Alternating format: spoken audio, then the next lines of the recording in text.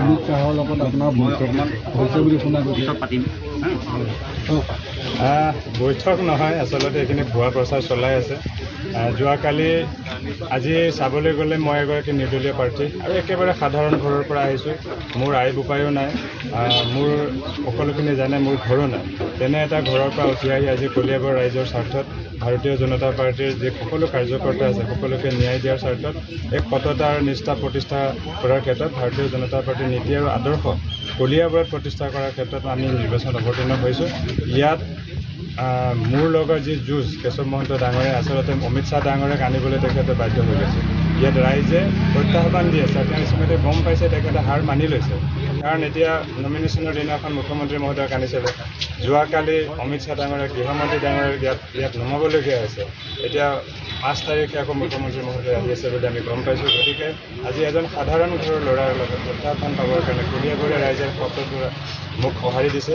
আৰু গতিকে ইয়াত তেনেকুৱা ধৰণৰ কোনো বৈঠক আমাৰ হোৱা নাই, মোক কেৱল ফোনযোগে কথা পাতিছিলে।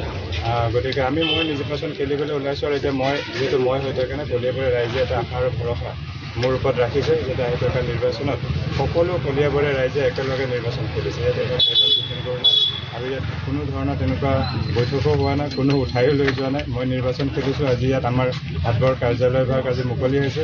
মই এতিয়া কুঠৰীলৈ গৈ আছোঁ, তাত আমাৰ এবাৰ ৰেলী আছে। ৰাতি আকৌ প্ৰায় 8টা বজাত আমাৰ আকৌ বৈঠক আছে।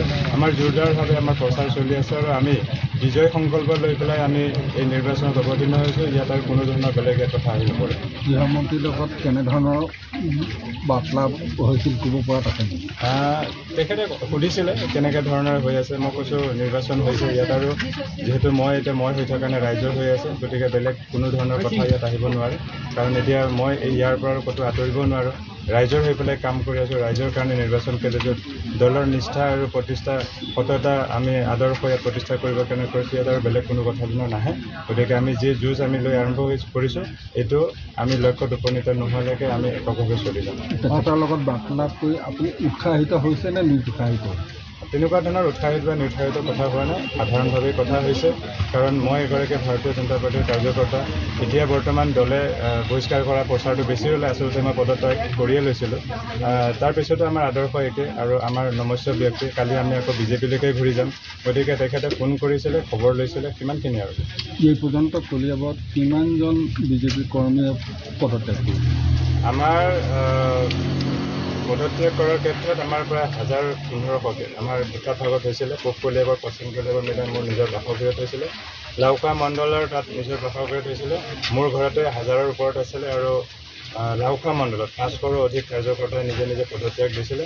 আৰু আমি আকৌ পুনৰ নিৰ্বাচনত বিজয়ী হৈ পেলাই আমি আকৌ পুনৰ ভাৰতীয় জনতা পাৰ্টীৰ সদস্যপদ গ্ৰহণ কৰিম।